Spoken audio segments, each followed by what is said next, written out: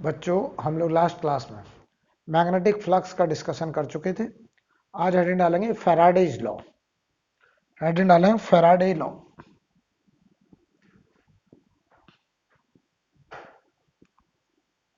Faraday's law तो थोड़ा सा लिखना पड़ेगा। फैराडे लॉ में पहला पॉइंट लिखें। फैराडे लॉ में पहला पॉइंट लिखें, if the linked flux with any coil if the linked flux with any coil changes with respect to time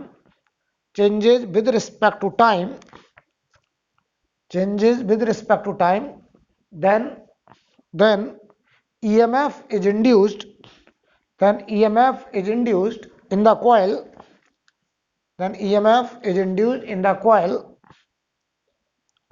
full stop वाला लिखिए। in the result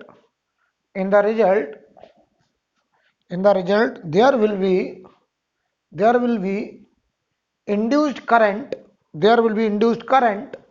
in closed circuit. Right. तो Faraday first law क्या कह रहा है, अगर किसी coil के साथ लिंक्ड फ्लक्स टाइम के साथ बदल रहा है, बदलने में चाहे घटे वो चाहे बढ़े, यानी फ्लक्स टाइम के साथ बढ़े या घटे कोई भी बात हो, कुल मिला के बदले, फ्लक्स कांस्टेंट ना हो। अगर किसी भी कॉइल के साथ लिंक्ड फ्लक्स टाइम के साथ बदल रहा है तो उस कॉइल के साथ जो लिंक्ड फ्लक्स है अगर वो टाइम के साथ वेरिएबल है तो उस कॉइल में इंड्यूस्ड ईएमएफ डेवलप होगा। अगर वो क्लोज सर्किट है, क्लोज लूप है, तो उसमें इंड्यूस्ड करंट डेवलप होगा। राइट, ये है फैराडे लॉ। सेकंड लॉ लिखें। तो बताइए, पहला लॉ तो ये बताता है कि ईएमएफ कब इंड्यूस्ड होगा।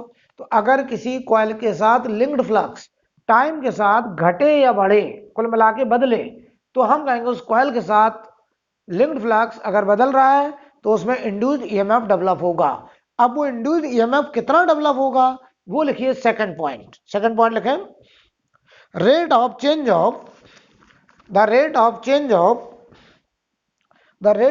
of flux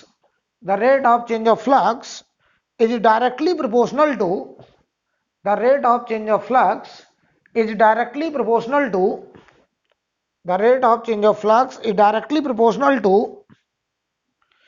induced EMF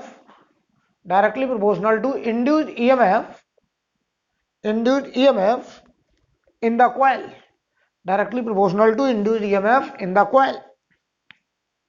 right. तो सेकंड लॉ देखो क्या कहता है कि rate of change of flux d∅dt will be proportional to E induced। अगर हम प्रोपोर्शनलिटी हटाएंगे तो ये कांस्टेंट आएगा, तो d∅dt इज इक्वल टू -1 आता है कांस्टेंट, और ये E इंड्यूस्ड। अब ये -1 कहां से आया है तो अभी हम बताते हैं। तो हम इसको ऐसे लिखते हैं, E induced will be equal to -d∅dt, और ये जो माइनस आया है ये आया है अकॉर्डिंग टू लेंज लॉ। अभी बताते हैं लेंज लॉ क्या है। According to Lenz law, right, तो E induced will be equal to -d∅dt। Right, हम बहुत जगह ऐसा भी करेंगे कि E इंड्यूस्ड का जो मॉडुलस होगा वो होगा मॉडुलस ऑफ d∅dt, लेकिन E इंड्यूस्ड की जो पोलैरिटी होगी वो लेंज लॉ बताएगा कि कहां प्लस कहां माइनस। तो आप हेडिंग डालिए लेंज लॉ। अच्छा, हम आपको ऐसे बता दें एक बार, E इंड्यूस्ड अगर -d∅dt आ रहा है और मान लो ये -5 वोल्ट आया, तो इसका मतलब ये एक ऐसी बैटरी बनेगा प्लस से -5 वोल्ट का ड्रॉप। और अगर मान लो कहीं पर E इंड्यूस्ड -d∅dt मान लो आपका +5 वोल्ट आया, तो ये एक ऐसी बैटरी बनेगा 5 वोल्ट का रेस। यानी अगर -d∅dt हमने निकाला और बताओ वो +5 वोल्ट आया तो 5 वोल्ट का पोटेंशियल रेज होगा, और -5 वोल्ट आया तो 5 वोल्ट का पोटेंशियल का ड्रॉप होगा, तो प्लस से माइनस। राइट, यानी अगर हम ये माइनस लेके चलोगे तो इंड्यूस्ड ईएमएफ की पोलैरिटी अपने आप निकल के आएगी। लेकिन कई जगह हम लोग इंड्यूस्ड ईएमएफ का मैग्नीट्यूड अलग निकालते हैं और पोलैरिटी डिसाइड करते हैं अकॉर्डिंग टू लेंज लॉ कि कहां प्लस कहां माइनस ये पोटेंशियल का ड्रॉप करेगा या रेज करेगा, ये डिसाइड कौन करेगा? Length law, right. मैं फिर से रिपीट कर रहा हूं, कई जगह हम ई इंड्यूस बराबर माइनस डी5/dt सीधा लिखेंगे और सीधा माइनस डी5/dt लिखने पर मान लो ये हमारा -5 वोल्ट आया तो प्लस से -5 वोल्ट का ड्रॉप होगा। और अगर ई इंड्यूस माइनस डी5/dt लिखने पर +5 वोल्ट आया तो हम कहेंगे ये 5 वोल्ट का रेज हो रहा है, राइट। अच्छा, कई जगह हम ऐसा करेंगे कि इंड्यूस ईएमएफ का मैग्नीट्यूड अलग निकालेंगे और पोलरिटी डिसाइड कराएगा कौन? Lenz law. तो लेंज लॉ क्या होता है? Lenz law, Lenz law. तो देखिए लेंज लॉ पोलरिटी डिसाइड करेगा। तो कई बार हम लोग ई इंड्यूस का मैग्नीट्यूड डी5/dt अलग लिख लिया करेंगे और पोलरिटी अलग डिसाइड करेंगे। तो लेंज लॉ में लिखें induced EMF and induced current, induced EMF and induced current always opposes the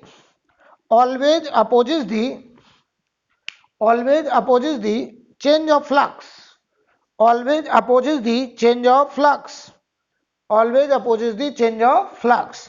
length law क्या कहता है कि इंड्यूस्ड ईएमएफ या इंड्यूस्ड करंट हमेशा फ्लक्स के चेंज का अपोज करेगा।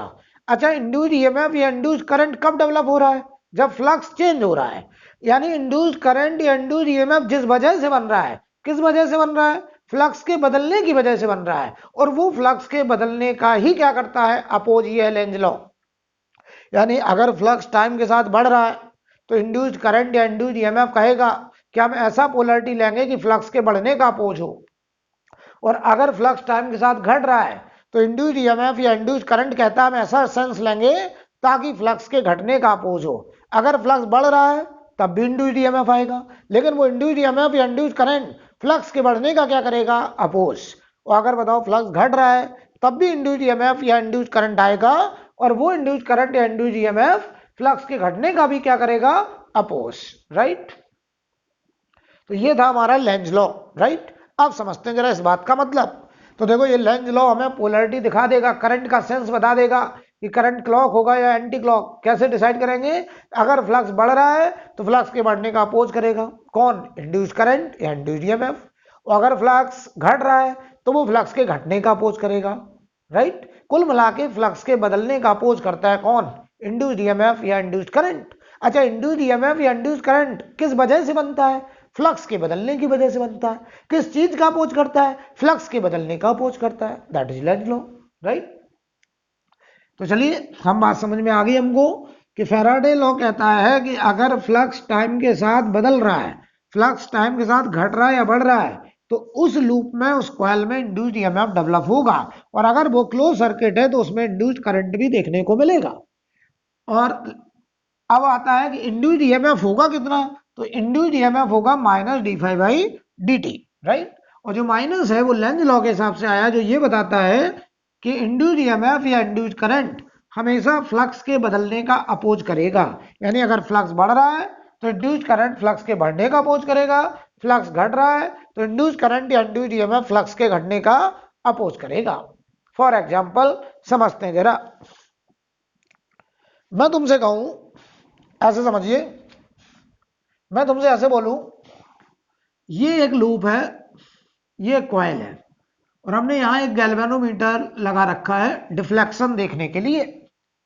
और ये एक बार मैग्नेट है, ये मान लीजिए नॉर्थ पोल है, ये साउथ पोल है। और ये मैग्नेट, यहां हमने एक ऑब्जर्वर बिठा रखा है इस मैग्नेट के ऊपर ही, यानी हम इस साइड से देख रहे हैं। और ये मैग्नेट बेटा रेस्ट पे है। अगर बताओ ये मैग्नेट रेस्ट पे है तो इससे नॉर्थ पोल से मैग्नेटिक फील्ड लाइन ऐसे निकलती है, ऐसे ऐसे निकलती है। कुछ मैग्नेटिक फील्ड लाइंस बाहर भी जा रही होंगी जो इस लूप में नहीं फंस रही होंगी। बताओ इससे जो लिंक्ड फ्लक्स होगा वो कांस्टेंट होगा। और अगर लिंक फ्लक्स कांस्टेंट है तो बताओ एक बार इसके एरिया के साथ, इस लूप के एरिया के साथ, इस कॉइल के एरिया के साथ जितना फ्लक्स फंसना है फंस गया। तो बताओ हम कहेंगे कि अगर फ्लक्स कांस्टेंट है तो इस लूप में नो इंड्यूस्ड ईएमएफ, कोई इंड्यूस्ड ईएमएफ नहीं होगा, नो इंड्यूस्ड करंट, कोई इंड्यूस्ड करंट नहीं होगी, यानी इस गैल्वेनोमीटर में नो डिफ्लेक्शन, नो डिफ्लेक्शन, और इस गैल्वेनोमीटर में हम कहेंगे नो डिफ्लेक्शन। ठीक है, no deflection in galvanometer. Galvanometer में हमको कोई भी डिफ्लेक्शन देखने को नहीं मिलेगा बेटा, राइट। अब चलिए, अब मान लो हम आपसे ऐसे बोले, ये वही कॉइल है, ये वही मैग्नेट है, ये वही नॉर्थ पोल है, ये वही साउथ पोल है, और यहाँ पे हमारा एक ऑब्जर्वर बैठा है। अब हम इस बार मैग्नेट को हॉरिजॉन्टल v वेलोसिटी से ले जा रहे हैं राइट साइड। तो बताओ, जैसे जैसे ये बार मैग्नेट इसके पास जाएगा तो इसके एरिया के साथ बताओ लिंक्ड फ्लक्स टाइम के साथ बढ़ने लगेगा, क्योंकि जो मैग्नेटिक फील्ड लाइंस बाहर जा रही थी अब वो भी अंदर एरिया में फंसने लगेगी। तो बताओ जरा, क्या इसके साथ फ्लक्स का लिंकेज टाइम के साथ बढ़ने लगा? फ्लक्स बढ़ने लगा तो क्या इंड्यूस्ड ईएमएफ आएगा, और क्या इंड्यूस्ड करंट भी आएगा, और इंड्यूस्ड ईएमएफ होगा तो इंड्यूस्ड करंट होगा, क्योंकि क्लोज लूप है। तो बताओ गैल्वेनोमीटर में डिफ्लेक्शन होगा। तो मैं बोलूंगा there will be deflection, there will be deflection,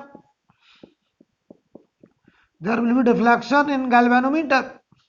अब सवाल ये आ रहा है कि गैल्वेनोमीटर में अगर डिफ्लेक्शन है तो गैल्वेनोमीटर ये साबित कर रहा है कि इस लूप में करंट आ गई है।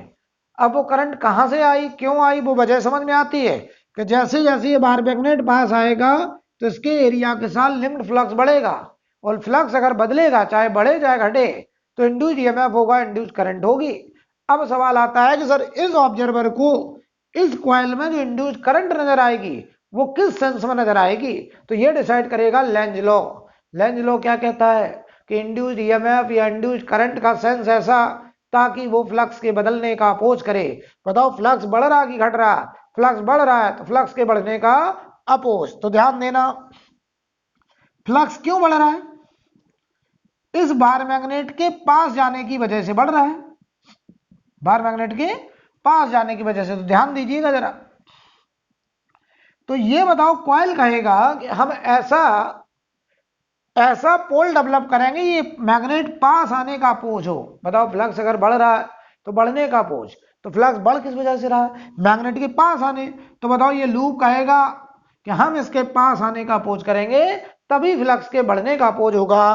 तो ये नॉर्थ पोल है तो यहाँ नॉर्थ पोल, इधर साउथ पोल, ताकि नॉर्थ पोल को क्या करे, रिपेल करे। तो जवाब दो तुम मुझे, यहां से देखने पे कौन सा पोल? North pole. तो करंट का सेंस कैसा होगा? Anti clockwise current, anti clockwise current sense ये आएगा आई इंड्यूस्ड, आई इंड्यूस्ड। तो देखिए भाई, कोई हमसे ऑब्जेक्टिव में सवाल कर ले, इस ऑब्जर्वर को इस लूप में, इस कॉइल में किस सेंस में करंट नजर आएगा, तो आपका जवाब होगा एंटी क्लॉकवाइज करंट नजर आएगा। अब सुनो, अगर इधर साउथ इधर नॉर्थ, तो बता ये नॉर्थ क्लियर है ना? क्यों हुआ? क्योंकि लेंज लॉ क्या कहता है कि इंड्यूस्ड करंट या इंड्यूस्ड ईएमएफ हमेशा फ्लक्स के बदलने का अपोज करता है। तो इस मैग्नेट के पास आने की वजह से फ्लक्स बढ़ रहा है, तो ये कहेगा हम मैग्नेट के पास आने का विरोध करते हैं। तो बताओ ये नॉर्थ ही जनरेट करेगा ताकि नॉर्थ नॉर्थ को रिपेल करे। अच्छा बताओ, अगर ये नॉर्थ इधर साउथ, दूसरे तरीके से देखिए, तो बताओ मैग्नेटिक फील्ड लाइन साउथ से एंटर करती हैं और नॉर्थ से बाहर निकलती है ऐसे। तो ये मैग्नेटिक फील्ड लाइंस किसकी है बेटा? इंड्यूस्ड करंट की है। बताओ इस बार मैग्नेट का फ्लक्स इधर जा रहा था राइट साइड, और इस बार इस कॉइल ने जो फ्लक्स बनाया वो लेफ्ट साइड। तो बताओ इस फ्लक्स ने इस बताओ एक्सटर्नल फ्लक्स का फेवर करा कि अपोज करा? अपोज करा। तो बताओ इस फ्लक्स ने इसके बढ़ने का अपोज करा, that is Lenz law.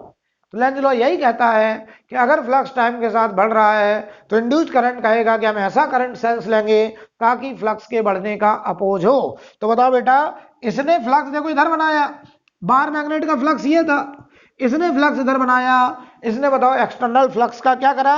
Oppose. तो मैं लिख दे रहा हूं साफ साफ, ये देखो ये फ्लक्स है, तो मैग्नेटिक फ्लक्स या मैग्नेटिक फील्ड लिख दे, magnetic field of induced current, magnetic field of induced current, magnetic field of induced current opposes the opposes the increase of flux, opposes the increase of flux. Magnetic field of induced current opposes the increase of flux. बताओ इसका magnetic field ये आ रहा है जो इस बाहर वाले magnetic field का अपोज कर रहा है, राइट, नोट करिए। तो बताओ इस केस में इस ऑब्जर्वर को इसमें जो करंट सेंस नजर आएगा वो कैसा नजर आएगा, एंटी क्लॉकवाइज, और ये हमारी इंड्यूस्ड करंट होगी एंटी क्लॉकवाइज। और हमने देखा कि एंटी क्लॉकवाइज इंड्यूस्ड करंट होने से इसका जो इंड्यूस्ड फ्लक्स है वो बताइए एक्सटर्नल फ्लक्स के बढ़ने का अपोज कर रहा है, नोट करिए।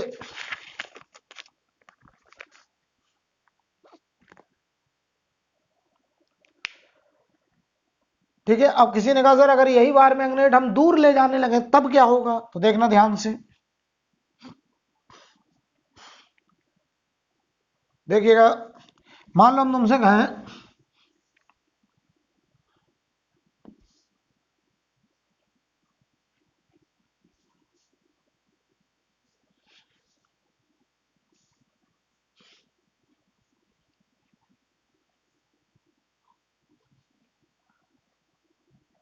अगर हम आपसे कहें यहां पर ये वो कॉइल था, ये गैल्वेनोमीटर है, ये वो बार मैग्नेट है, ये नॉर्थ पोल ये साउथ पोल, और यहां एक ऑब्जर्वर अपने बिठाया है करंट सेंस देखने के लिए। ये वेलोसिटी है, बार मैग्नेट लेफ्ट जाने लगा। तो बताओ बार मैग्नेट अगर लेफ्ट जाएगा तो इस बार मैग्नेट का जो फ्लक्स इस कॉइल में फंस रहा था ऐसे, जैसे जैसे दूर जाएगा फ्लक्स का लिंकेज बढ़ेगा कि घटेगा, आप कहोगे सर फ्लक्स घटेगा। और अगर फ्लक्स घट रहा है तो मैंने सिखाया चाहे फ्लक्स बढ़े और चाहे फ्लक्स घटे, कुल मिला के फ्लक्स बदले तो समझ जाइए इंड्यूस्ड ईएमएफ, समझ जाइए इंड्यूस्ड करंट। अब इंड्यूस्ड ईएमएफ या इंड्यूस्ड करंट का सेंस ऐसा ताकि वो फ्लक्स के बदलने का अपोज करे, और फ्लक्स यहाँ घट रहा है तो फ्लक्स के घटने का अपोज, और फ्लक्स के घटने का अपोज मतलब फ्लक्स के घटने की वजह का अपोज। फ्लक्स की घटने की वजह क्या है, मैग्नेट का दूर जाना, तो ये बताओ मैग्नेट को अट्रैक्ट करेगा, ये कहेगा हम आपके दूर जाने का अपोज करते हैं। तो ये नॉर्थ है तो इसको ये अट्रैक्ट करेगा, इधर साउथ इधर नॉर्थ। तो बताओ यहां से देखने पर ये जो बार मैग्नेट के ऊपर ऑब्जर्वर है, यहां पे जो ऑब्जर्वर बैठा है, ये बताओ जरा क्या देखेगा, ये बताओ जैसे ही इधर जाएगा तो बताओ ये देखेगा कि यहां साउथ पोल यहां नॉर्थ पोल, तो इस गैल्वेनोमीटर में डिफ्लेक्शन, इंड्यूस्ड करंट आ गई बेटा। और किस सेंस में, तो इधर साउथ पोल तो ये clockwise current, clockwise current develop हो गई, इंड्यूस्ड हो गई बेटा, इंड्यूस्ड, ये इंड्यूस्ड करंट। अब देखो ये इंड्यूस्ड करंट इस बाहर वाले फ्लक्स के बदलने का अपोज करेगा। फ्लक्स बताओ बढ़ रहा कि घट रहा, घट रहा, तो ये फ्लक्स के घटने का अपोज करेगा। तो देखना ये कैसा फ्लक्स बनाएगा, साउथ से नॉर्थ की तरफ मैग्नेटिक फील्ड लाइंस होती ऐसे होती हैं। बताओ इसका फ्लक्स भी इधर था और इसका जो इंड्यूस्ड फ्लक्स है वो भी इधर आया, तो इस फ्लक्स ने बताओ इस फ्लक्स का फेवर किया, यानी फेवर करने का मतलब फ्लक्स के घटने का अपोज किया, फ्लक्स के घटने का अपोज किया। तो मैं लिख दे रहा हूं साफ साफ, साफ साफ, flux of induced current, flux of induced current, flux of induced current supported the external flux, supported the external flux, that is opposing the decrease of external flux, opposing the decrease of external flux। समझ लो बहुत अच्छे से, मैंने क्या बोला था, induced current या induced EMF हमेशा फ्लक्स के बदलने का अपोज करता है। अगर फ्लक्स घट रहा है तो घटने का अपोज मतलब उस फ्लक्स को बढ़ाने की कोशिश करेगा। तो बताओ इसका फ्लक्स राइट था, ऐसे अंदर जा रहा था, तो इधर देखो साउथ से नॉर्थ ये फ्लक्स आया, इंड्यूस्ड फ्लक्स इस बताओ एक्सटर्नल फ्लक्स के फेवर में आया, मतलब उसके घटने का अपोज करा। नोट करिए।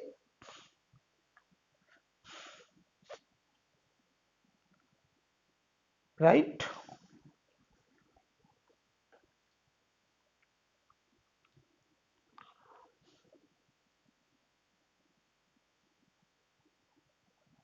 कोई प्रॉब्लम बेटा? अब समझना तो बहुत बढ़िया समझ लीजिए कि लेंज लॉ क्या कहता है कि इंड्यूस्ड करंट या इंड्यूस्ड ईएमएफ हमेशा फ्लक्स के बदलने का अपोज करता है। अगर फ्लक्स बढ़ रहा है तो फ्लक्स के बढ़ने का अपोज, अगर फ्लक्स घट रहा है तो घटने का अपोज, और अगर फ्लक्स कांस्टेंट है तो उस लूप में उस कॉइल में कोई इंड्यूस्ड ईएमएफ नहीं होगा, कोई इंड्यूस्ड करंट भी नहीं होगा।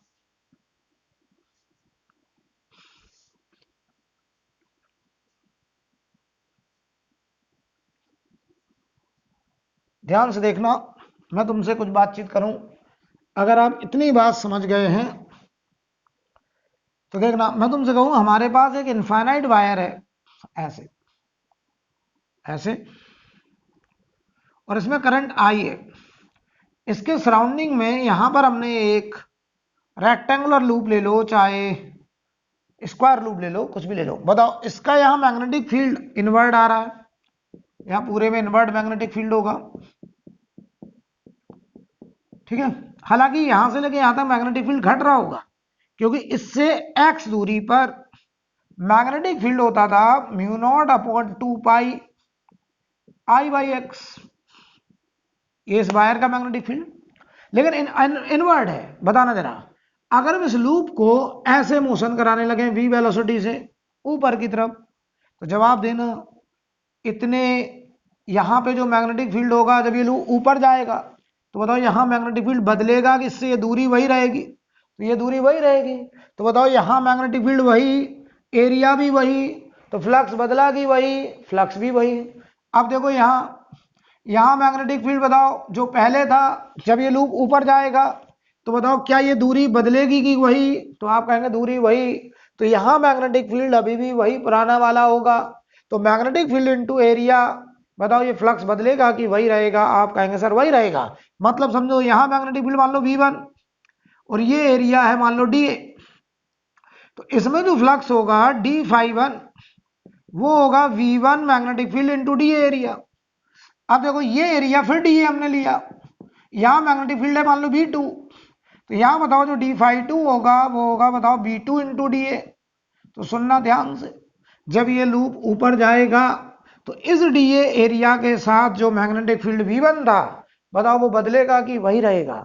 आप कह रहे हैं सर वही रहेगा, और मैग्नेटिक फील्ड अगर वही, एरिया वही, तो फ्लक्स भी वही। तो बताओ यहां फ्लक्स, यहां फ्लक्स, यहां फ्लक्स, यहां फ्लक्स, जब ये लूप यहां था और जब ये लूप ऐसे ऊपर जाने लगा बताओ फ्लक्स बदला कि कांस्टेंट? आपने कहा फ्लक्स कांस्टेंट। और अगर बताओ इस पूरे लूप के साथ फ्लक्स कांस्टेंट है तो हम कहेंगे इस लूप में कोई भी इंड्यूस्ड ईएमएफ डेवलप नहीं होगा, तो इंड्यूस्ड ईएमएफ जीरो। और हम कहेंगे इस लूप में कोई भी इंड्यूस्ड करंट नहीं होगा, इंड्यूस्ड करंट जीरो। बहुत बढ़िया समझ लीजिएगा, अगर आप इतनी बात समझ रहे हैं तो हम आगे बढ़ सकते हैं। अब देखना बेटा, हम आपसे कहते हैं कि ये एक इनफाइनाइट वायर है, ये एक इनफाइनाइट वायर, इसमें करंट आई, इसके सराउंडिंग में ये मान लो एक रेक्टेंगुलर लूप है, ध्यान से देखना, इसका मैग्नेटिक फील्ड इनवर्ट आ रहा है ऐसे, इस इनफाइनाइट वायर का मैग्नेटिक फील्ड इनवर्ट। तो बताओ इसके एरिया के साथ जो लिंक्ड फ्लक्स है वो अंदर की तरफ ऐसे जा रहा है, फ्लक्स इनवर्ट फ्लक्स। बताना अगर ये लूप को हम ऐसे ले जाने लगे v वेलोसिटी से दूर ले जाने लगे तो जवाब दीजिएगा हमको, जैसे ये दूर जाएगा तो इससे डिस्टेंस बढ़ेगी, और डिस्टेंस बढ़ेगी तो बताओ मैग्नेटिक फील्ड घटेगा, तो एरिया वही है, मैग्नेटिक फील्ड कम होता जा रहा है, तो बताओ फ्लक्स घट रहा है। तो यहां फ्लक्स बताओ घटने लगा, और अगर फ्लक्स घटने लगा तो इंड्यूस्ड ईएमएफ होगा, और इंड्यूस्ड ईएमएफ होगा तो इंड्यूस्ड करंट भी होगा, और इंड्यूस्ड करंट का सेंस अब ऐसा होगा ताकि वो फ्लक्स के बदलने मतलब घटने का अपोज करे। और फ्लक्स के घटने का अपोज का मतलब है कि इसका फ्लक्स अगर अंदर तो इंड्यूस्ड करंट कहेगा हम भी फ्लक्स बनाएंगे अंदर, तभी घटने का अपोज होगा। और इंड्यूस्ड करंट का फ्लक्स अंदर तब बनेगा जब इसमें करंट क्लॉकवाइज जनरेट हो, ये आएगी आई इंड्यूस्ड। और अगर बताओ क्लॉकवाइज करंट आएगी तो यहां बनेगा साउथ पोल, इसके पीछे बनेगा नॉर्थ पोल, तो बताओ इसका अपना फ्लक्स सेल्फ इंड्यूस्ड फ्लक्स अंदर जा रहा होगा, जो बताओ इस बाहर वाले वायर के फ्लक्स के कम होने का अपोज कर रहा है, that is Lenz law. Length law क्या कहता था कि अगर फ्लक्स टाइम के साथ घट रहा है तो इंड्यूस्ड करंट कहता है कि हम फ्लक्स के घटने का अपोज करेंगे। तो इसका फ्लक्स देखो अंदर की तरफ कम हो रहा है, तो इंड्यूस्ड करंट ने कहा हम भी अंदर ही फ्लक्स बनाएंगे ताकि बाहर वाले फ्लक्स के घटने का अपोज हो। आई थिंक क्लियर। अब सुनना ध्यान से, अब सुनना ध्यान से। मान लो ऐसा हो जाता,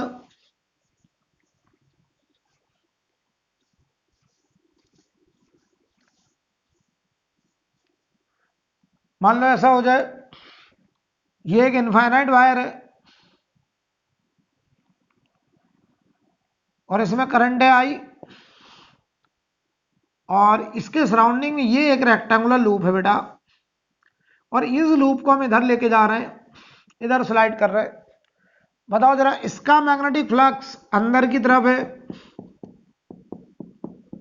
और बताओ जैसे जैसे ये पास आएगा तो मैग्नेटिक फील्ड बढ़ेगा, मैग्नेटिक फील्ड एक्स घटेगा, मैग्नेटिक फील्ड बढ़ेगा तो V इंटू एरिया फ्लक्स बढ़ेगा। कौन सा फ्लक्स? इनवर्ड फ्लक्स लिख दे रहा हूं, इनवर्ड फ्लक्स बढ़ रहा है तो इंड्यूस्ड करंट कहेगा कि हम अपना फ्लक्स आउटवर्ड बनाएंगे ताकि अंदर जो फ्लक्स बढ़ रहा है उसके बढ़ने का अपोज हो। तो बताओ आउटवर्ड फ्लक्स कब बनेगा? जब इसमें करंट का सेंस एंटी क्लॉकवाइज, ये होगा आई इंड्यूस। तो यहां बनेगा देखो नॉर्थ पोल, और अगर यहां नॉर्थ पोल तो बताओ इसका अपना इंड्यूस फ्लक्स बाहर आएगा, ऐसे बाहर आएगा, बाहर फ्लक्स आएगा तो ये बताओ अंदर वाले फ्लक्स का बढ़ने का अपोज करेगा। नोट कर लीजिए।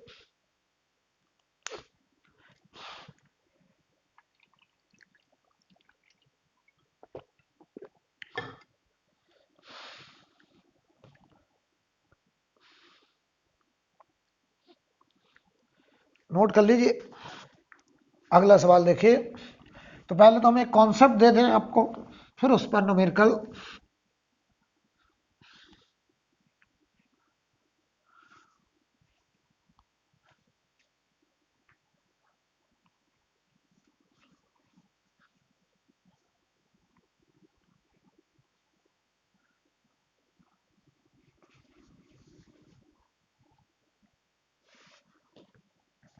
समझिए जरा, अभी अभी हमने सीखा है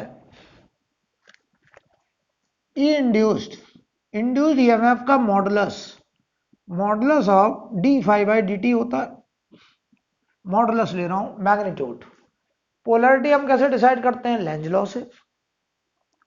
अच्छा, आई इंड्यूस्ड क्या होता है बेटा? Induced current, induced EMF upon resistance, ये आर क्या? रेजिस्टेंस ऑफ लूप, ठीक है, रेजिस्टेंस। और ई इंड्यूस्ड को मैंने लिख दिया d phi by d t, और डिवाइड में है आर। इस dt को बेटा मैं यहां ले गया, I induced into d t, ये हो गया d phi by R. I induced into d t, ये बन गया डी क्यू, और ये हो गया डी फाई बाई आर। तो अगर हम इसे, ये देखो डिफरेंशियल फॉर्म में है, हम चाहें तो इसको फाइनाइट फॉर्म में लिख सकते हैं। डेल्टा क्यू बराबर डेल्टा फाई अपॉन आर, मतलब रेजिस्टेंस। डेल्टा क्यू का मतलब है charge flow through any point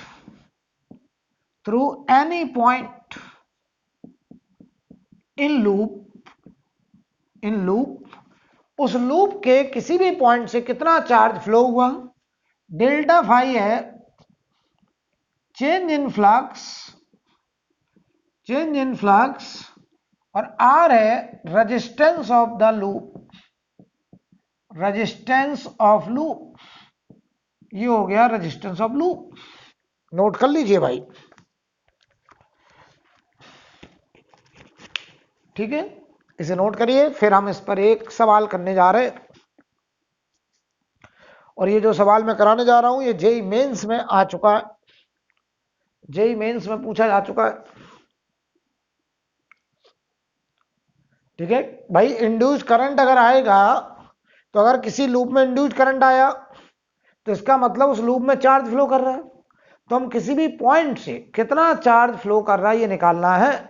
तो charge flow through any point in loop will be equal to change in flux upon resistance of the loop. I think clear. रब करते हैं बेटा। अब देखिए ये कॉन्सेप्ट है, अब इस पर न्यूमेरिकल। ये सवाल जेई मेंस में आया था,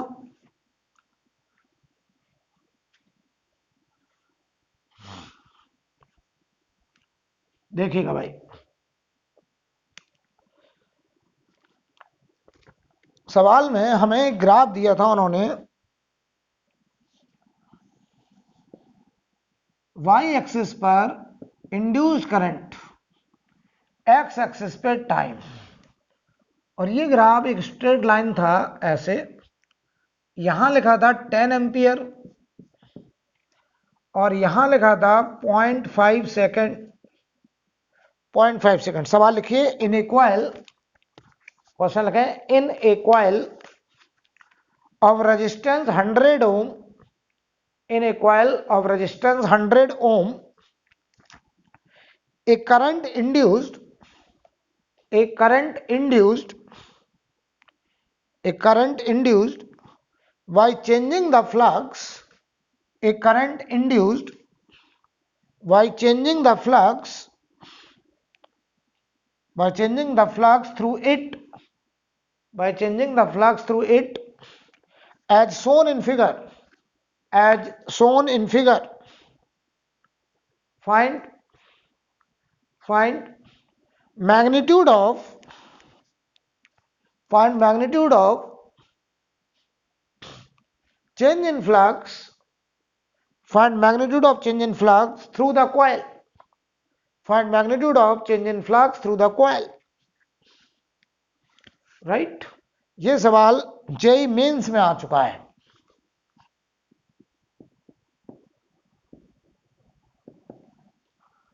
जेई मेंस, खैर बहुत आसान सवाल है, एक लाइन का सवाल है। अब ये भी देखा हमने क्या, charge flow through any point, change in flux upon resistance.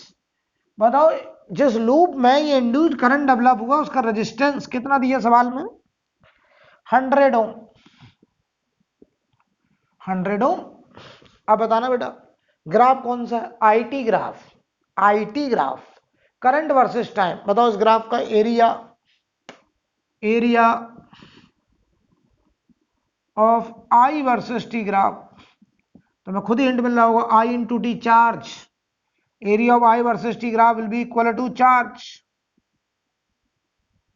क्यों मिलेगा। तो बताओ charge flow through any point, तो यहां लिख दो area of I versus T graph, I versus T graph will be equal to change in flux, ये निकालना है, और रेजिस्टेंस। चलो भाई एरिया कौन सा एरिया लेते हैं हम लोग, ग्राफ, ये ग्राफ है, ये एक्स एक्सिस है, तो ग्राफ और एक्स एक्सिस के बीच का ये एरिया लिया जाएगा बेटा। तो बताओ ये तो ट्रायंगल है, तो ट्रायंगल का एरिया हाफ, बेस बताइए यहां से यहां तक बेस है 0.5, 0.5, हाइट बोलो भाई 10, चेंज इन फ्लक्स ये निकालना है, रेजिस्टेंस बोलो भाई 100, तो डेल्टा फाई बराबर 2 से ये कटा 50, 500, 500, 250 वेबर, ये आ गया हमारा फ्लक्स। आंसर नोट कर लीजिए।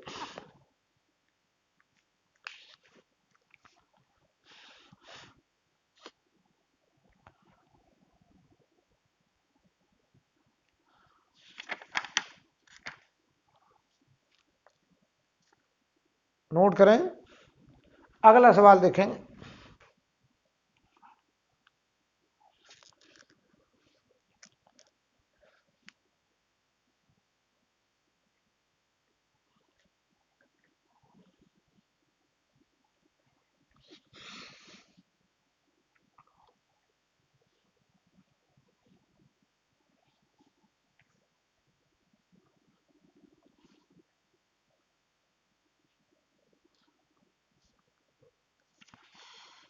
अगला सवाल देखिए, क्वेश्चन कुछ ऐसा है बेटा,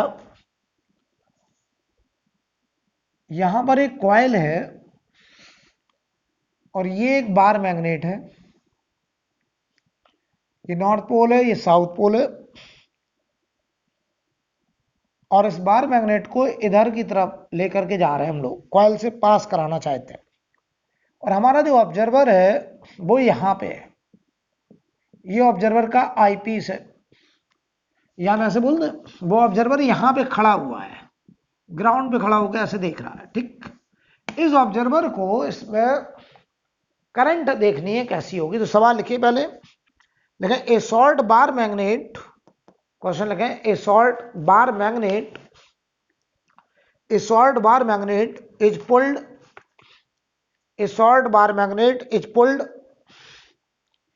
a salt bar magnet is pulled rapidly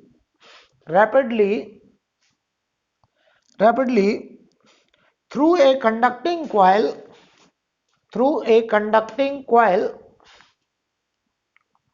along its axis with uniform velocity,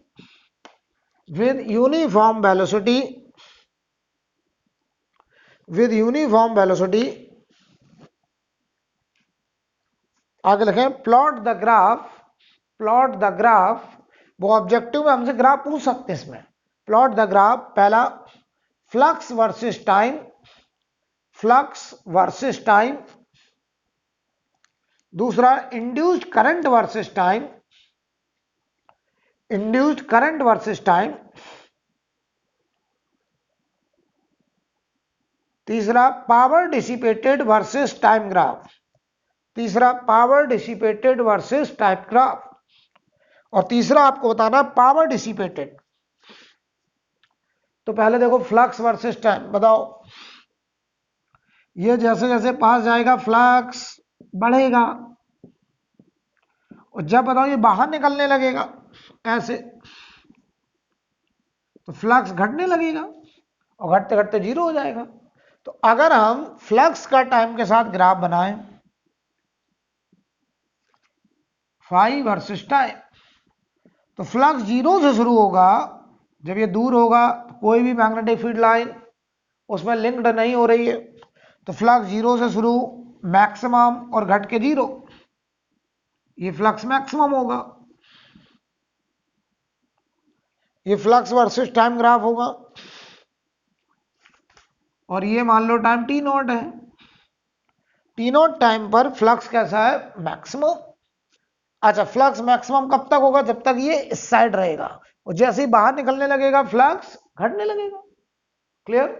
अब देखना, अच्छा तुमको यही फंक्शन क्यों आया, क्योंकि फ्लक्स होगा मैग्नेटिक फील्ड इनटू एरिया, और बताओ इस कॉइल का बार मैग्नेट का मैग्नेटिक फील्ड होता था mu naught upon 4π2m/x³ x दूरी पर, इनटू एरिया हो जाएगा इसका πr²। तो बताओ ये flux will be proportional to 1/x³, ये ग्राफ आएगा फ्लक्स का टाइम के साथ। इंड्यूस्ड करंट का ग्राफ देखो बेटा, इंड्यूस्ड करंट, आई इंड्यूस्ड वर्सेस टाइम ग्राफ। तो ध्यान से देखना, जब तक ये इधर जा रहा है, तो यहां से देखना मेरे फ्लक्स बढ़ रहा है, तो इसमें करंट ऐसी होगी कि अंदर वाले फ्लक्स के बढ़ने का अपोज तो यहाँ नॉर्थ पोल, यहाँ south pole, anti clock current, ये कहेगा एंटी क्लॉक। जब ये बाहर जाएगा तो फ्लक्स घटेगा, तो ये फ्लक्स के घटने का पोज। तो बताओ अब ये क्या कहेगा कि हम इसे अट्रैक्ट करेंगे, तो ये साउथ, इधर नॉर्थ, इधर साउथ। तो बताओ जरा, अब यहां से देखने पर इस ऑब्जर्वर को क्लॉकवाइज करंट, क्लॉकवाइज। तो बताइए जरा, जब तक ये इस बार मैग्नेट के पास जा रहा है करंट एंटी क्लॉक, और जब ये बार मैग्नेट को पार करके दूर जा रहा है तो क्लॉकवाइज करंट। तो बताइए करंट के लिए, ये करंट पहले क्लॉकवाइज, ये time T not, T not time जिसमें फ्लक्स लगातार बढ़ रहा है। अब देखो ये करंट हमारी एंटी क्लॉकवाइज लिख रहा हूं मैं, एंटी क्लॉक को मैंने प्लस माना, और जब बताओ ये बाहर निकलने लगा तो क्लॉकवाइज करंट, और क्लॉकवाइज करंट होगा तो ये फ्लक्स अब घट रहा है, तो ऐसे क्लॉकवाइज करंट, नेगेटिव करंट। ठीक है, ये हमारा ग्राफ आएगा इंड्यूस करंट वर्सेस टाइम, और ये वाली करंट होगी क्लॉकवाइज बेटा, क्लॉकवाइज। हमने एंटी क्लॉक करंट को प्लस माना और क्लॉकवाइज करंट को माइनस माना। ठीक है, अब देखो power dissipated I square R, R तो कांस्टेंट, तो आई स्क्वायर, बताओ ये वाली करंट है प्लस, ये वाली करंट है माइनस, आई स्क्वायर करेंगे तो पूरा ग्राफ प्लस में ही आएगा, पूरा ग्राफ प्लस में। ये देखो पावर वर्सेस टाइम, तो ये वाला ग्राफ भी ऊपर, ये वाला ग्राफ भी ऊपर, आई स्क्वायर हो गया बेटा, आई स्क्वायर, ये टी नॉट था। ये पूरा ग्राफ पावर का टाइम के साथ ऊपर ही आएगा, क्योंकि आई स्क्वायर हो रहा ना बेटा, चाहे करंट प्लस हो चाहे माइनस हो, आई स्क्वायर आर पॉजिटिव ही आएगा। नोट करिए,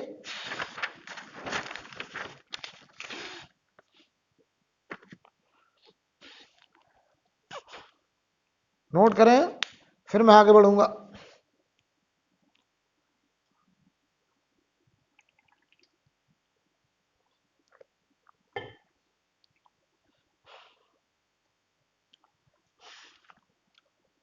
इसे रब करा जाए बेटा। अब देखिए,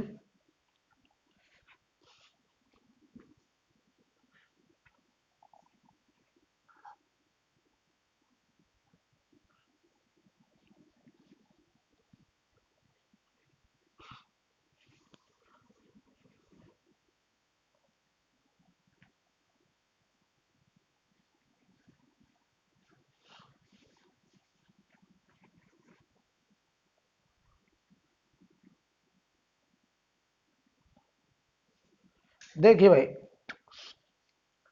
अगर हम बात करें, सवाल कुछ ऐसा है, यहां पर एक ऐसे कॉइल है, थोड़ा सा डायग्राम, नो प्रॉब्लम। ये कॉइल है,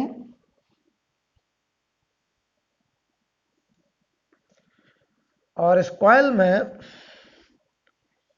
एक रेजिस्टेंस लगा रखा है 8 ओम। ठीक है, ये पॉइंट ए है और ये पॉइंट बी है, और यहां पर एक इनवर्ड मैग्नेटिक फील्ड है, ऐसे इनवर्ड मैग्नेटिक फील्ड है पूरे में। चलिए सवाल लिखिए, सवाल लिखिए, द मैग्नेटिक फ्लक्स, क्वेश्चन लिखिए, the magnetic flux passing perpendicular to the magnetic flux passing perpendicular to the plane of coil, passing perpendicular to the plane of coil is bearing according to relation, is bearing according to relation phi equal to 6t square plus 8t plus 10 plus 10। आगे लिखें, पहला part, what is the magnitude of EMF induced what is the magnitude of EMF induced in the loop at t equal to 2 seconds? What is the magnitude of induced EMF in the loop at t equal to 2 seconds? कह रहे हैं 2 second के बाद इस loop में जो induced EMF होगा उसका मैग्नीट्यूड बताना है, पहला पार्ट। दूसरा part, what is the magnitude and direction, दूसरा पार्ट लिखिए, what is the magnitude and direction of induced current, what is the magnitude and direction of induced current at t equal to 2 second, what is the magnitude and direction of current, induced current at t equal to 2 second. कह रहे हैं 2 second के बाद हमें induced current का भी magnitude बताना है और इंड्यूस्ड डायरेक्शन का सेंस भी बताना है कि ए से बी करंट जा रही होगी कि बी से ए जा रही होगी, या इस लूप में क्लॉक होगी या एंटी क्लॉक होगी, ये बताना है। ठीक है, चलो बेटा करते हैं। सबसे पहले इंड्यूस्ड ईएमएफ का जो मॉडुलस होता था वो होता था d∅dt। ठीक है, चलो d∅dt बताओ कितना आएगा, या 12t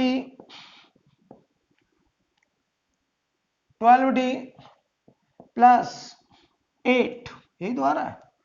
अब बताओ t को जरा 2 सेकंड डाल दो, तो ये बताओ इंड्यूस्ड ईएमएफ 32 वोल्ट, 32 वोल्ट आ गया। अब आओ इंड्यूस्ड करंट, इंड्यूस्ड करंट क्या होगा, इंड्यूस्ड ईएमएफ अपॉन रेजिस्टेंस, तो 32 वोल्ट 8 ओम 4 एम्पियर करंट, यानी इस लूप में आएगी 4 एम्पियर करंट। अब समझो, अब 4 एम्पियर करंट किस सेंस में होगी, ध्यान से देखना बहुत बढ़िया से। जैसे जैसे टाइम बढ़ेगा, बताओ ये प्लस में सब, टाइम बढ़ेगा तो फ्लक्स बढ़ रहा है। किधर फ्लक्स बढ़ रहा है, अंदर की तरफ है फ्लक्स, इसके एरिया में मैग्नेटिक फील्ड अंदर जा रहा है, तो अंदर की तरफ फ्लक्स बढ़ रहा है। और बताओ लेंज लॉ क्या कहता है कि इंड्यूस्ड करंट ऐसा होगा कि फ्लक्स के बढ़ने का अपोज हो। तो बताओ फ्लक्स अगर अंदर बढ़ रहा है तो इंड्यूस्ड करंट कहेगा हम फ्लक्स बाहर बनाएंगे, और बाहर फ्लक्स बनाने के लिए यहाँ पर नॉर्थ पोल होगा, और बताओ यहाँ करंट होगी एंटी क्लॉकवाइज। तो ये करंट देखो ऐसे आएगी एंटी क्लॉक, ऐसे ऐसे ऐसे, ये होगी आई इंड्यूस्ड। तो हम लिख दे रहे हैं ये 4 एम्पियर एंटी क्लॉकवाइज, या लिख दो 4 एम्पियर करंट ए से बी की तरफ जा रही होगी, ए टू बी। नोट कर लो बेटा, नोट कर लीजिए, कैसे करा एकदम क्लियर होना चाहिए।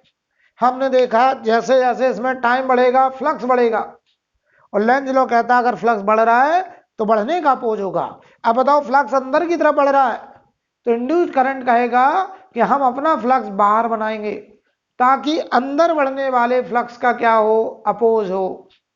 तो बताओ इंड्यूस्ड करंट का फ्लक्स बाहर कब बनेगा, जब यहाँ नॉर्थ पोल हो, एंटी क्लॉक करंट हो। नोट करिए जल्दी से।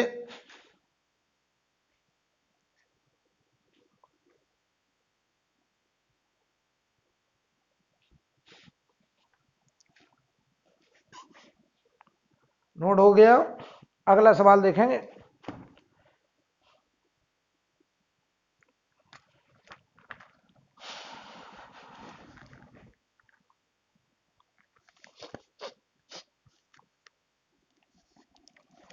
हटा दें बेटा इसको, right.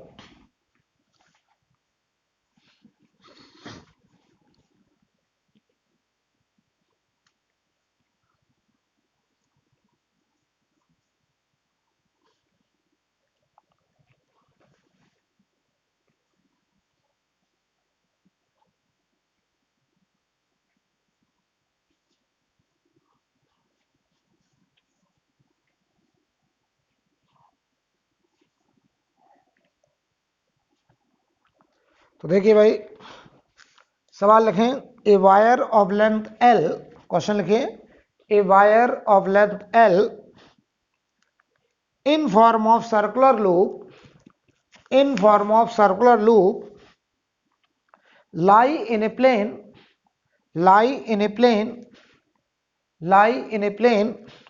normal to magnetic field B naught, normal to magnetic field B naught. आगे लिखे if this wire is converted into a square loop into a square loop in time t naught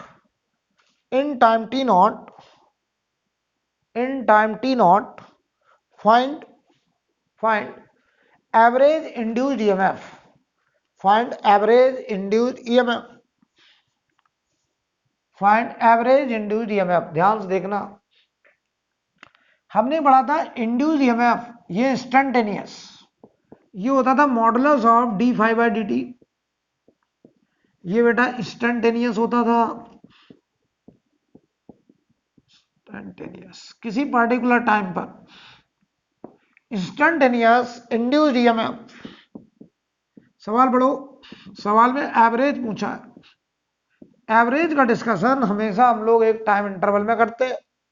ये देखो सिंबल एवरेज का, average induced EMF बराबर तो modulus of delta phi by delta t. Delta phi मतलब change in flux, या बोला finite change in flux upon delta the finite time interval. ठीक है, तो यहां पे ये लगाना हमको एवरेज इंड्यूस्ड ईएमएफ।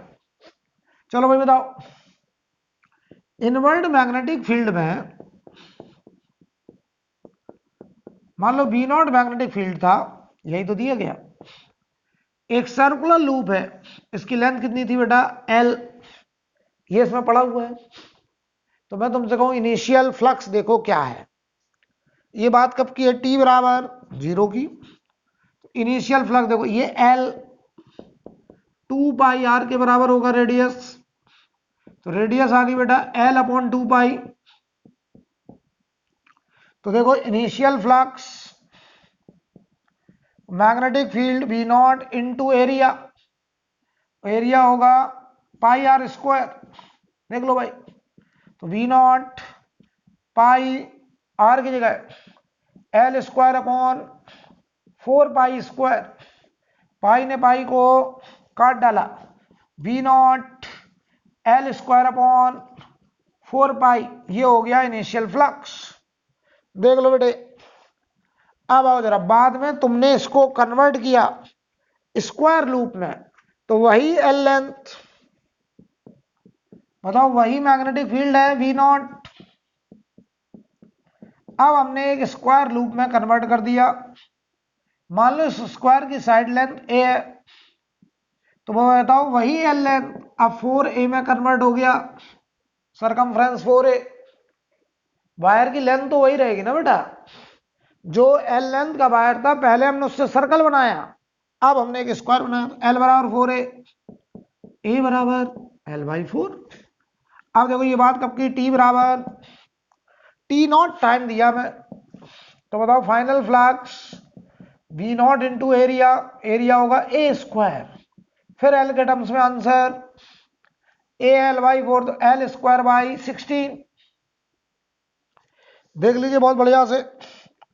अब बताओ यहां पे वैल्यू रख दो, इंड्यूस्ड ईएमएफ एवरेज कौन बड़ा है बेटा, ये बड़ा है। देखो तो बड़े में से छोटा घटाएंगे क्योंकि हमें मैग्नीट्यूड निकालना है, ये 3 पॉइंट कुछ है। तो ये देखो change in flux B not L square upon 4 pi minus B not L square upon 16 और डिवाइडेड बाई टी नॉट। ये मैग्नीट्यूड लिख रहा हूं प्लस में, आप चाहें तो B naught L square upon 4 पूरा बार ले लो, तो ये बचेगा 1 अपॉन पाई माइनस 1 बाई 4 और डिवाइड में टी नॉट। ये आंसर हो जाएगा, नोट कर लीजिए,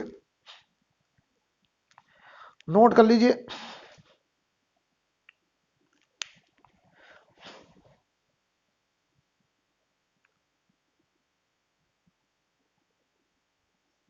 नोट करिए, फिर अगला सवाल करेंगे। बेटा ये एक सिंगल लूप में फ्लक्स हम लोग लिख रहे हैं, फ्लक्स है v इंटू ए, वास्तव में फ्लक्स होता है v डॉट ए। ये हम लोग एक सिंगल लूप में लिख रहे हैं, सिंगल लूप। लेकिन अगर n लूप्स होंगे तो n v डॉट ए, अगर ये n लूप्स होंगे और n लूप्स किसी क्वाइल में होते हैं, क्वाइल में लूप्स होते हैं, नंबर ऑफ लूप्स होते हैं, और एक लूप अकेला होता है, तो अगर n लूप्स होंगे कहीं तो फ्लक्स होगा n v ए, अगर एक सिंगल लूप है तो फ्लक्स होगा v ए, राइट, बल्कि v डॉट ए और n v डॉट ए।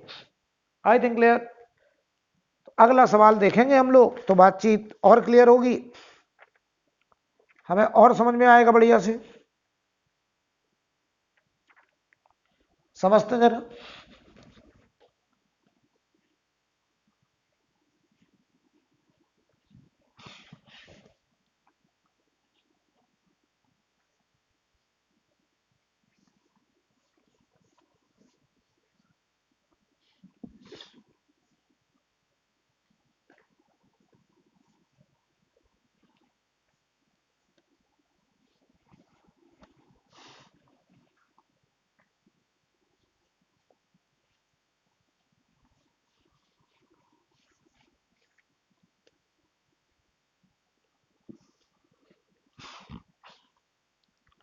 चलिए देखिए अगला सवाल लिखें, ए कॉइल, क्वेश्चन लिखो, a coil of area, a coil of area 500 centimetre square, a coil of area 500 centimetre square and having 1000 tons and having 1000 tons and having 1000 ton is held perpendicular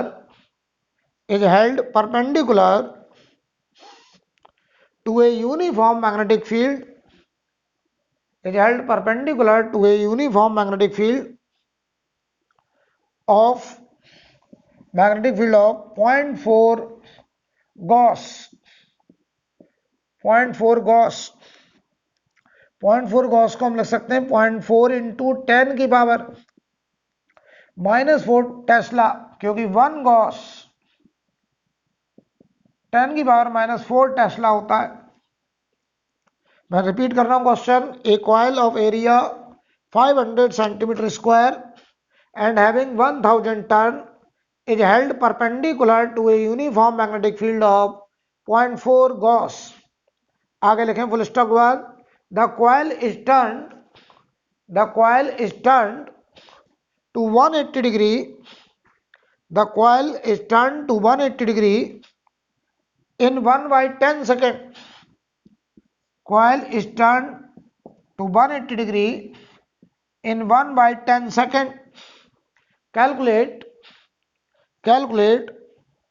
average induced EMF, calculate average induced EMF। हमको average induced EMF निकालने को कहा गया है। तो बहुत बढ़िया से समझना बेटा, मान लो ऐसे मैग्नेटिक फील्ड था,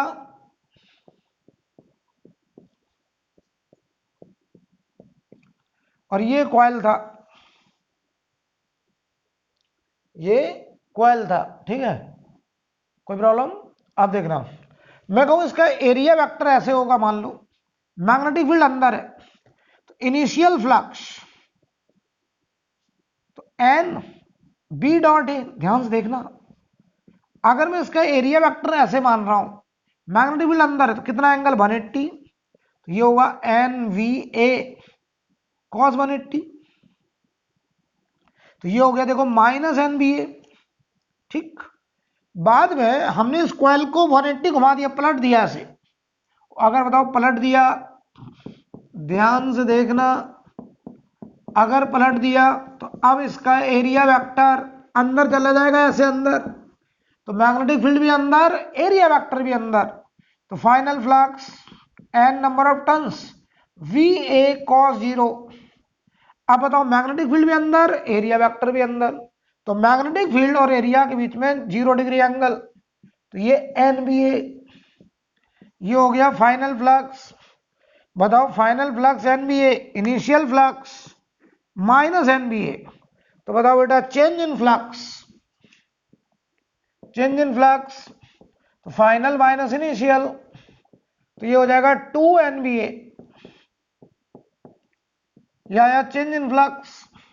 तो बताओ एवरेज इंड्यूस ईएमएफ, ये होगा delta phi upon delta T.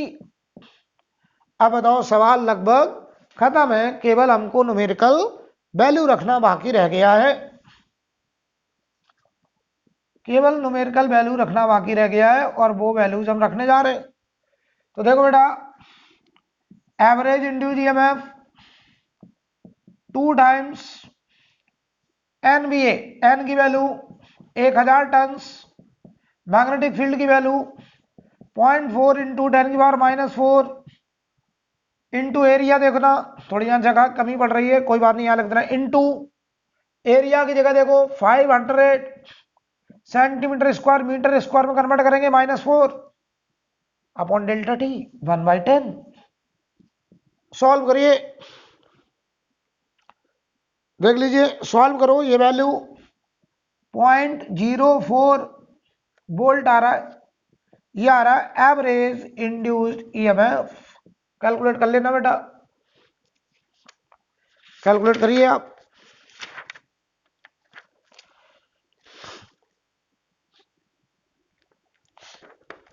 कोई प्रॉब्लम? अगला सवाल लिखिए, नेक्स्ट क्वेश्चन,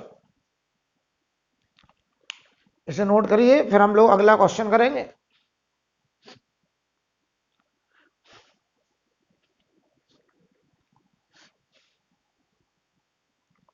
रब कर दें। अब देखिए,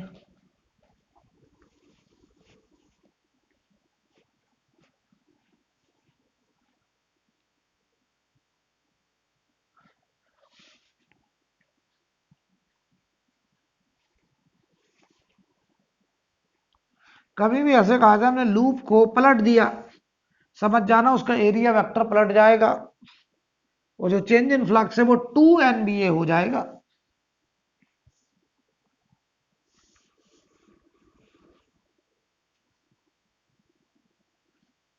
ठीक है, अगला सवाल लिखिए जरा, लिखा था मैग्नेटिक फ्लक्स, क्वेश्चन लिखिए, the magnetic flux passing through a metallic ring, magnetic flux passing through a metallic ring varying with the time, phi equal to 6t cube minus 18t square, phi equal to 6t cube minus 18t square। आगे लिखा the resistance of the ring, the resistance of the ring is 3 ohm, resistance of the ring is 3 ohm। अब लिखिए full stop के बाद find maximum current, find maximum current induced in the ring, find maximum current induced in the ring, find maximum current induced in the ring during the interval from t equal to 0 to t equal to 2 second, from t equal to 0 to t equal to 2 second। ठीक है, कोई दिक्कत? हमसे क्या पूछ रहा है? Maximum current बताना है, वो भी कब? इस टाइम इंटरवल के बीच में, कि पहले 2 सेकंड के अंदर उस कॉइल में, उस लूप में, उस रिंग में कितना मैक्सिमम करंट होगा। तो बताओ बेटा, फाई से पहले निकालो इंड्यूस्ड ईएमएफ का modulus d phi by d t. चलो बताओ ये कितना आएगा, d phi by d t 18t square minus 3060, ये आएगा 18t स्क्वायर माइनस 3060। अब बताओ I induced, E induced upon resistance, तो ये देखना 18t² माइनस 3060 अपॉन 3, काट दो 3 से, 6t² माइनस 12t, ये आ गया इंड्यूस करंट।